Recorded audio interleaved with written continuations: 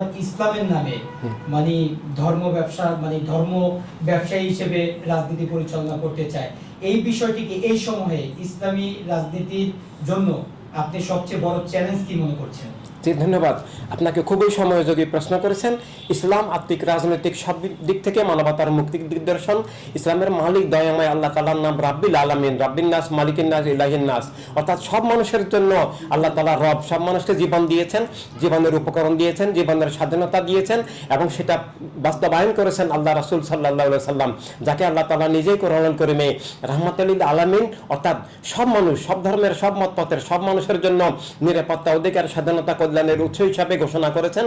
এবং আল্লাহ রাসূল সাল্লাল্লাহু আলাইহি সাল্লাম ইসলামের পক্ষ থেকে যে রাজনীতি দিয়েছেন সেটার নাম মানবতার রাজনীতি, অর্থাৎ সব মানুষের প্রতিনিধিত্বশীল। সেটাকে খেলাফতে ইনসানিয়াত বলা হয়, অর্থাৎ authority of life and state and all of humanity, authority of life, based on authority of life. যে রাজনীতি হতে হলে সেটা জীবন নীতি হিসাবে আসতে হবে। সব মানুষের জীবনের আত্মমালিকানা, রাষ্ট্রীয় মালিকানা, বিশ্ব মালিকানা হিসাবে সব মানুষ রাষ্ট্রের নাগরিক, বিশ্ব নাগরিক হিসাবে, বিশ্ব সম্পদের মালিক, বিশ্ব কর্তৃত্বের ধারক হিসাবে এবং সারা দুনিয়ার সম্পদের মালিক হিসাবে অ্লাহ রাসূল সাল্লাল্লাহু আলাইহি সাল্লাম যে রাজনীতি দিয়েছেন সেটা হচ্ছে universal humanitarian politics, state and world of universal humanity, অর্থাৎ রাষ্ট্রসভার, দুনিয়া সবার, সম্পদ সবার, অর্থাৎ ইসলামের যে নির্দেশিত যে সর্বজনীন মানবতার রাজনীতি, সেই রাজনীতিটা বর্তমানে পৃথিবীতে ইসলামের আসল রাজনীতি বিলুপ্ত। এবং অন্যান্য ধর্মের প্রবক্তারাও বলেছেন সব মানুষকে ভালোবাসতে হলে স্রষ্টার ভালোবাসা মানে সব মানুষকে ভালোবাসা, সব মানুষের কল্যাণ সাধন করা। কিন্তু ইসলামের নামে, কিন্তু কোনো ধর্মের নামেই ইসলামের নির্দেশিত এবং ধর্মের নির্দেশিত এখন রাজনীতি নাই। এখন ইসলামের নামে এবং অন্যান্য ধর্মের নামে ইসলামের শিক্ষার বিপরীত, ধর্মের শিক্ষার বিপরীত খুনের রাজনীতি, জুলুমের রাজনীতি, সন্ত্রাসের রাজনীতি, হত্যার রাজনীতি, রাষ্ট্রকে একক গোষ্ঠীর জবরদখল করার রাজনীতি, ধর্মের আবেগ অনুভূতিকে ব্যবহার করে ধর্মের নামে জঙ্গিবাদী, সন্ত্রাসী, উগ্রবাদী রাজনীতি চলছে। যেটা ইসলামী রাষ্ট্রের নামে তালেবান রাষ্ট্র, আল কাবলাভূমি, আল আরবে ওয়াহাবি রাষ্ট্র, ইরানের শিয়াবাদী একক সাম্প্রদায়িক মানে স্বৈরতান্ত্রিক রাষ্ট্র, এগুলো চলছে। বাংলাদেশকেও আমরা দেখতে পাচ্ছি যে ইসলামী রাজনীতির নামে ইসলামের সার্বজনীন মানবতার রাজনীতি উৎখাত করে একক ধর্মের রাষ্ট্র, তালেবান রাষ্ট্র করার, জঙ্গিবাদী রাষ্ট্র করার, সাম্প্রদায়িক খুনি রাষ্ট্র করার চক্রান্ত চলছে এবং ইসলামের আসল রাজনীতিকে নির্বাপিত করার, ধ্বংস করার চেষ্টা চলছে। সাথে অন্যান্য ধর্মের নামে আজকে ইসরায়েল ইহুদি রাষ্ট্র, ইন্ডিয়াকে রাম রাষ্ট্র করার বা ইসরায়েলকে ইহুদি রাষ্ট্র, এভাবে পৃথিবীতে এভাবে মানে আমেরিকা, ব্রিটেন পর্যন্ত আসলে উপরে গণতন্ত্রের কথা রিপাবলিক বললেও ভিতরে ভিতরে তারা সেটাকেও আসলে ধর্মের নামে রাজনীতিকে প্রশ্রয় দিচ্ছেন, ধর্মের নামে রাজনৈতিক দলকে প্রশ্রয় দিচ্ছেন নিজেদের দেশে এবং অন্যান্য জায়গায়। আফগানিস্তানে তালেবানদের কাছে তারা ক্ষমতা হস্তান্তর করেছেন। ইসরায়েল ধর্মের রাষ্ট্রের নামে যে খুনের রাষ্ট্র, সেটাকে তারা প্যাট্রোনাইজ করছেন, অস্ত্র দিচ্ছেন, যে গণহত্যায় সাহায্য করছেন।